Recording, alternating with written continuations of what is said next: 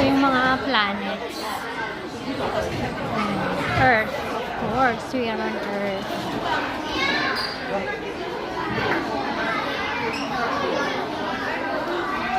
Ano kaya yung meron dito? Oh.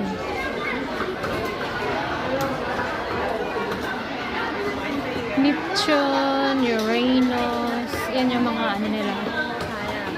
Saturn, Jupiter.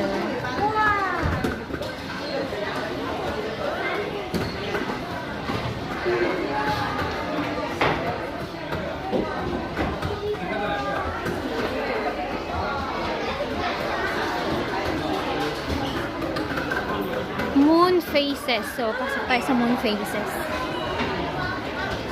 Wow! Ano kaya makikita nila sa loob? Susuot sila ng ano?